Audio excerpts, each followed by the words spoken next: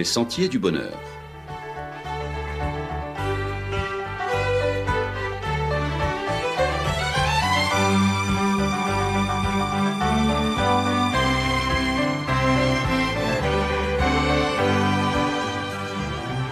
Une émission qui vous apporte un message d'espérance, de paix, de joie et de confiance. Chers amis auditeurs, bonjour. La Bible nous étonne par ses prédictions réalisées. Elle prédit un nouveau monde. Comme nous l'avons vu précédemment, seule la Bible a proposé à l'humanité des prophéties qui se sont réalisées avec une rigueur, une exactitude mathématique, avec une précision d'horloge. On n'est pas dans du Madame Soleil ou dans du Nostradamus ici. La Bible a prédit le lieu de naissance du Sauveur, là où Marie a accouché de Jésus dans une étable. Ceci par le prophète Michée environ 700 ans avant Jésus-Christ. Elle a annoncé également la date de sa naissance par le prophète Daniel environ 600 ans avant Jésus-Christ. Elle a présenté des détails tels que le Sauveur qui entrerait à Jérusalem sur un ânon par le prophète Zacharie environ 500 ans avant Jésus-Christ. Les Écritures ont également annoncé qu'il serait trahi par le prophète Zacharie toujours 500 ans avant Jésus-Christ, qu'il serait condamné injustement, maltraité, cloué sur une croix. On trouve cette prophétie sous la plume de David environ 1000 ans avant Jésus-Christ, que le Sauveur mourrait pour délivrer des hommes de leurs péchés par le prophète Ésaïe, que ses vêtements seraient tirés au sort, qu'il y aurait de l'obscurité en plein midi au moment de sa mort, près de 1000 ans avant Jésus-Christ, qu'il ressusciterait après sa mort par le prophète Osée, 700 ans avant Jésus-Christ, qu'il monterait au ciel après sa mort, toujours par la plume de David, près de 1000 ans avant Jésus-Christ, pour ne citer que ces prophéties. Puis avec la prophétie suite au songe du roi Nebuchadnezzar, ayant rêvé d'une gigantesque statue composée de métaux de valeur décroissante, on voit la précision de la prophétie biblique. Babylone, l'empire dont la tête était d'or, fut conquise par les Médo-Perses, représentés par la poitrine et les bras d'argent. Ensuite vint la Grèce, représentée par un autre matériau, les reins, suivi par la monarchie de fer romaine. Pour emprunter la phrase de l'historien Edward Gibbon, Rome tomba en 476 après Jésus-Christ et fut divisée en ce qui est devenu l'Europe moderne et ses nations. Il n'y a plus alors d'empire universel après l'empire romain, représenté par les jambes de fer. Ce sont alors les pieds avec ses orteils composés de fer et d'argile qui prennent place, ce qui indique la difficulté à faire alliance, à former un seul bloc. Donc c'est la fin des empires universels, comme le signalait la prophétie par le biais de cette fameuse statue pour arriver à la situation politique, à ce qui correspond à notre époque. Au travers des siècles, plusieurs dirigeants ambitieux ont essayé d'unir ces nations en un seul empire, comme pour faire mentir la prophétie, ou pensant infléchir le cours de l'histoire différemment de ce qui avait été annoncé. Charlemagne, Charles V, Napoléon, la reine Victoria, le Kaiser, Wilhelm et plus récemment Adolf Hitler, tous ont échoué. L'ex-président des États-Unis, Wilson, rêva au succès d'une société des nations, ce qui ne s'est jamais réalisé. Nous vivons maintenant à l'époque des orteils de fer mêlés à de l'argile. Les champs de bataille des nations ont été inondés de sang à cause de l'ambition de dirigeants qui ont essayé de faire fi de ces 10 mots puissants que l'on trouve dans la prophétie de Daniel. Ils ne seront point unis l'un à l'autre. On raconte que Napoléon déclara « Ô Dieu, tu as été trop fort pour moi ». Les présidents et premiers ministres ont fièrement imaginé que leur diplomatie apporterait la paix dans notre génération et éventuellement un gouvernement mondial. Un gouvernement mondial serait en effet merveilleux s'il était dirigé de façon éclairée et non égoïste. Mais hélas, tant que les êtres humains demeureront pécheurs, cela restera impossible jusqu'à ce que vienne celui qui est représenté, et c'est là la clé de cette prophétie, parce qu'il ne s'agit pas seulement de la statue, mais de cette pierre qui vient frapper les pieds. Donc à une époque bien précise, c'est-à-dire à la fin de l'histoire de ce monde.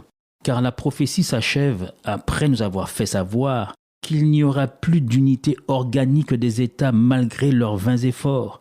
C'est à ce moment que l'histoire n'est plus entre les mains des hommes, car selon le texte biblique, selon la prophétie, selon la parole de Dieu, Cette pierre vient faire exploser la statue, mais là, contrairement aux autres actions dans l'histoire, où un empire chasse un autre par la force, par la violence et par la domination, il n'y a pas ici d'intervention humaine. C'est ce qui est souligné avec force ici, dans le texte.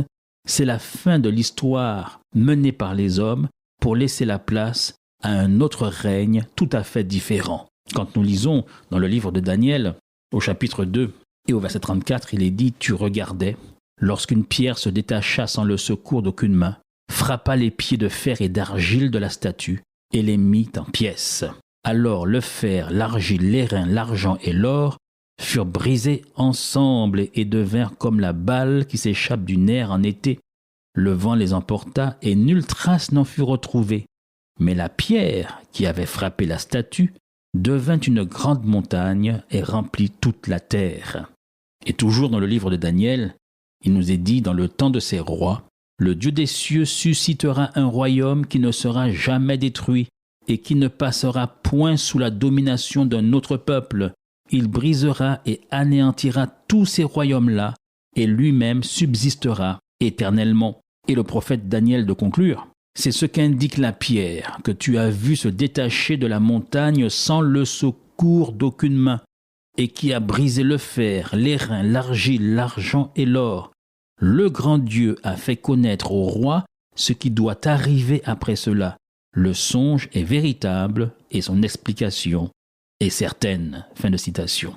Alors que les hommes font des plans audacieux pour aller coloniser et polluer d'autres planètes, alors que l'homme se dirige par sa science vers le transhumanisme, alors qu'il croit avoir la main sur son histoire, sur l'histoire de ce monde, et qu'il pense conduire sa destinée en croyant prendre la place du Dieu créateur, voici ce que la Bible révèle. Le Dieu des cieux suscitera un royaume qui ne sera jamais détruit et qui ne passera point sous la domination de notre peuple. Il brisera et anéantira tous ces royaumes-là et lui-même subsistera éternellement. Cette prophétie s'accomplira avec la même rigueur et dans le timing prévu, et aussi certainement que toutes les autres prophéties bibliques qui se sont accomplies par le passé. La Bible contient 6408 versets qui mentionnent des prophéties. 3268 de ces prophéties sont déjà accomplies. Les autres concernent des événements encore à venir. On constate un accord parfait entre la prophétie et sa réalisation. Aucun autre livre au monde ne peut présenter un tel bilan. Ce taux de vérité ou degré de certitude n'a nulle part son pareil. Seule la Bible manifeste ses preuves prophétiques remarquables, et elle le fait à une échelle si grande à rendre totalement absurde toute explication autre qu'une révélation divine. C'est comme si vous trouviez une montre suisse de luxe dans un désert et que vous persistiez à affirmer qu'elle serait venue là par hasard. Demandons-nous s'il est possible que tant de prophéties s'accomplissent sans une intervention de Dieu. Le prophète Ésaïe a pu dire « Tes desseins, conçus à l'avance, se sont fidèlement accomplis. » Et de poursuivre « J'annonce dès le commencement ce qui doit arriver, et longtemps d'avance ce qui n'est pas encore accompli. » Parole du Seigneur. C'est certain, le Dieu de la Bible revient selon sa promesse et instaurera un royaume de justice, un royaume éternel. Et si on ne peut douter des prophéties déjà réalisées, on ne peut donc douter de celles qui suivent, et surtout de celles sur l'instauration d'un nouveau royaume, le royaume de Dieu. Toute la question est donc de savoir, chers amis auditeurs, comment en faire partie. Là aussi, la Bible répond. Lisez la Bible, restez à l'écoute de nos prochaines émissions et vous en saurez davantage. Il est urgent, cependant, de se préparer, car seuls y entreront dans ce nouveau royaume ceux qui s'y seront préparés à vivre selon non pas les valeurs éculées de ce monde qui passe et qui se fracasse, mais selon les valeurs de ce nouveau monde qui vient bientôt. À la semaine prochaine, chers amis auditeurs. De la statue seront frappés par cette petite pierre qui se détachera sans le secours d'aucune main. Sans le secours d'aucune main. pieds de la statue seront frappés. Elle se brisera par terre, car l'argile et le fer ne saliront point.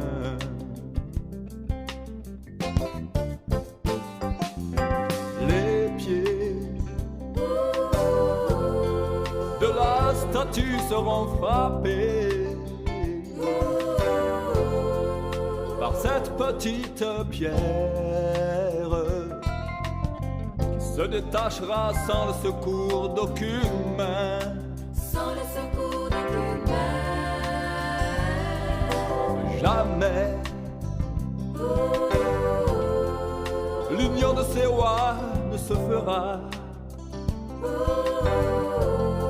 Tout s'écrasera par terre. La parole de Dieu l'avait annoncé.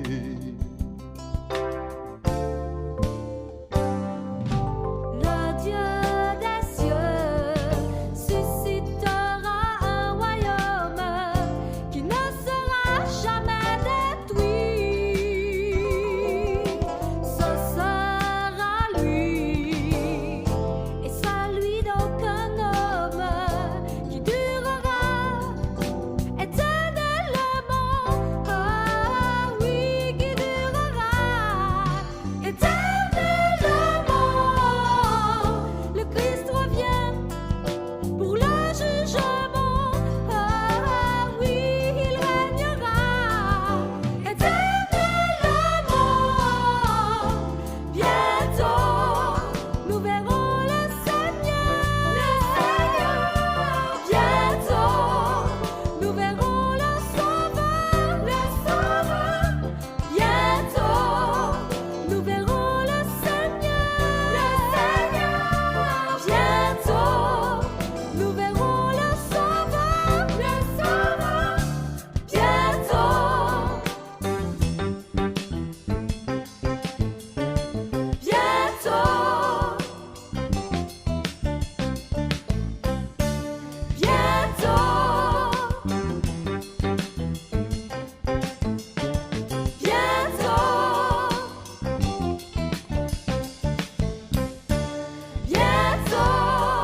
nous verrons le Seigneur. Bientôt, nous verrons le Sauveur. Bientôt, nous verrons le Seigneur. Bientôt, nous verrons le Sauveur. Bientôt, nous verrons le Seigneur. Bientôt, nous verrons le Sauveur. Bientôt, nous verrons le Seigneur. Bientôt. C'était votre émission hebdomadaire Les Sentiers du Bonheur, un programme présenté par l'Église adventiste du 7e jour. Aimeriez-vous lire le texte de la causerie d'aujourd'hui ? Demandez-le. Il vous sera envoyé gracieusement. Nous tenons également à votre disposition notre cours de Bible gratuit par correspondance. Nous le recommandons vivement à tous nos auditeurs. Écrivez-nous aujourd'hui même. Voici notre adresse. Boîte postale 50 97 282, Le Lamentin, CEDEX 2. Nous nous réjouissons à la pensée de vous retrouver à l'écoute la semaine prochaine à la même heure. À bientôt.